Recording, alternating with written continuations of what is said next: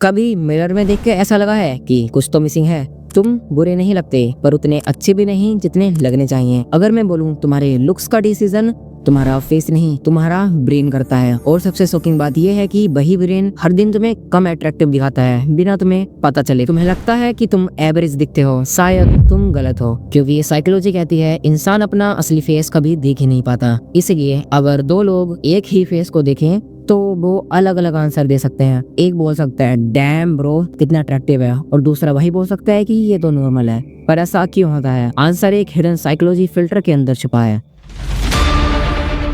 अब मैं तुमको एक अनकंफर्टेबल ट्रूथ सुनाने वाला हूँ, सुनो। तुम अपने लुक्स का परसेप्शन खुद डिसाइड नहीं करते, दुनिया करती है। हर ह्यूमन ब्रेन एक मेंटल फिल्टर से देखता है, एक सबकॉन्शियस लेंस जो डिसाइड करता है कि कोई बंदा अट्रैक्टिव है या नहीं।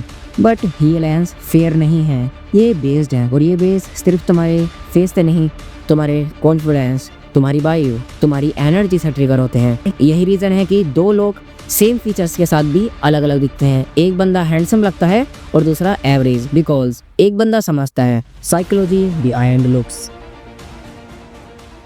साइकोलॉजी में एक टर्म होती है सेल्फ इमेज डिस्टॉर्शन। इसका मतलब है जब तुम्हारा अपने आप को देखने का नजरिया रियलिटी से अलग हो जाता है। एक एग्जांपल से समझते हैं। कोई लड़की या लड़का अपने फेस के एक पिंपल पे इतना ज्यादा फोकस करने लगता है और फिर उसे लगने लगता है कि उसका पूरा फेस बेकार दिख रहा है, जबकि दूसरे लोगों को वो हैंडसम या ब्यूटीफुल लग रहा होता है या होती है। ऐसा तब होता है जब तुम्हारा परसेप्शन फिल्टर यानी तुम्हारा ब्रेन डिस्टॉर्टेड या बेस्ड हो जाए। पास्ट एक्सपीरियंस, इनसिक्योरिटी, कंपैरिजन या सोशल मीडिया के अनरियलिस्टिक स्टैंडर्ड्स तुम्हारे सेल्फ इमेज को तोड़ मोड़ देते हैं। चाहे तुम हैंडसम हो या ब्यूटीफुल, तुम्हें अपने फ्लॉज एग्जैजरेट लगते हैं और अपनी स्ट्रेंथ इग्नोर कर देते हो। यही रीजन है लोग अपने लुक्स से खुश नहीं रहते, इवन जबकि भी बहुत ज्यादा अच्छे भी लग रहे होते हैं। और हाँ, मैं तुमसे ये नहीं बोल रहा कि तुम अपने फेस की प्रॉब्लम फिक्स ही ना करो। मैं तुमको बस इतना समझाने की कोशिश कर रहा हूँ, अगर तुम्हारे फेस पे कोई पिंपल या छोटा मोटा कुछ चीज हो गया है तो उस पर इतना ज्यादा फोकस मत करो। वैसे भी दूसरा कोई इसको नोटिस भी नहीं करेगा।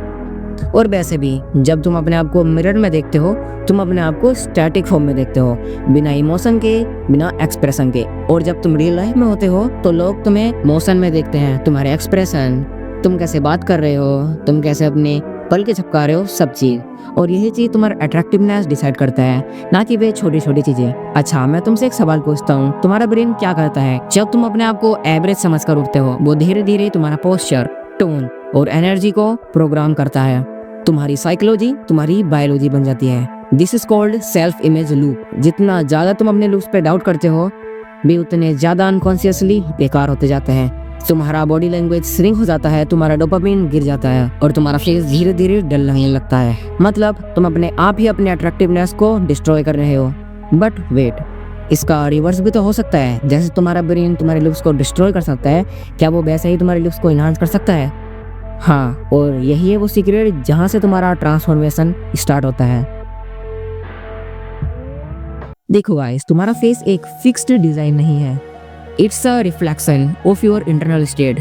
जब तुम स्ट्रेस फ्री, फोकस और इमोशनली स्टेबल होते हो तो तुम्हारा जो लाइन टाइट हो जाती है और तुम्हारा फेस अपने आप ही ग्लो करने लगता है। This is the real looks maxing. चलो मैं तुम्हें 3 साइकोलॉजिकल शिफ्ट बताता हूँ जो लिटरली तुम्हारे अपीयरेंस को बदल कर रख देंगी। तुम्हारी स्किन डल लगती है, क्यों? बिकॉज तुम्हारा डोपामिन कंसिस्टेंटली स्पाइक होता रहता है। इंस्टाग्राम रील्स, ओवरथिंकिंग और इस तरह बड़ी चीज, अपने आप को दूसरों से कंपेयर करना। पर ये सब चीजें से पता है क्या होता है? Low dopamine is equal to dull eyes, tired face और बहुत सारी प्रॉब्लम होती है इससे। अब इसे सही कैसे करना है? टेक डोपामिन ब्रेक्स, वॉक करो बिना फोन के, मेडिटेट करो या एक दिन का सोशल डिटॉक्स लो। अब इसके बारे में तुम यूट्यूब पर जाकर देख सकते हो कि सोशल डिटॉक्स होता क्या है, और कुछ ही टाइम में तुम्हारा फेस लाइटर और फ्रेश लगने लगेगा। तुम्हारा ऑरा डल लगता है, क्यों? क्योंकि तुम्हारा इमोशन स्कार्टेड है। Angry, insecurity, anxiety. अट्रैक्टिव लोग काम होते हैं, ग्राउंडेड होते हैं, उनके फेस से पीस रिफ्लेक्ट होता है।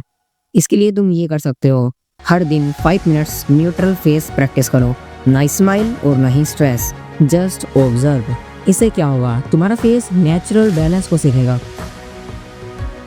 तुम्हारा फेस स्ट्रक्चर भी साइकोलॉजी से लिंक्ड है, स्ट्रेस हार्मोन एक्सेस में हो तो मसल लूज हो जाते हैं, पोस्चर ड्रॉप हो जाता है और स्किन प्रॉब्लम बूम करके फट जाती है। बट जब तुम अपने आप पे बिलीव करते हो कि हाँ मैं इवॉल्व कर रहा हूँ, तुम्हारा ब्रेन उसी हिसाब से तुम्हारी माइक्रो एक्सप्रेशन और मसल टोन को एडजस्ट करता है। दैट्स वे ट्रांसफॉर्मेशन से पहले तुम डल लगते हो और वहीं 6 महीने बाद तुम बहुत ज़्यादा गुड टोन में लगने लगते हो, बिकॉज तुम्हारा माइंड सेट फिजिकली रिसीव कर रहा होता है। So maybe bro, you are never ugly, you were just psychological disconnected from your real self. तुम्हें अपने लुक्स को बढ़ाने के लिए एक नई एनर्जी की ज़रूरत है, एक ऐसी एनर्जी जो तब आती है जब तुम अपने आप को एक्सेप्ट कर लेते हो। सो अगली बार से जब तुम अपने आप को मिरर में देखना तो क्वेश्चन मत करना कि मैं हैंडसम हूँ या नहीं, बस अपने आप से ये पूछना कि मैं पहले से ज़्यादा इम्प्रूव कर रहा हूँ या नहीं। बट अब एक लास्ट स्टेप बचा है, अगर तुम चाहते हो तुम्हारा फेस लिटरली ग्लो करे तो तुम मेरी ये वाली वीडियो जाकर देख सकते हो। See you bro, stay calm, stay evolving, bye bye.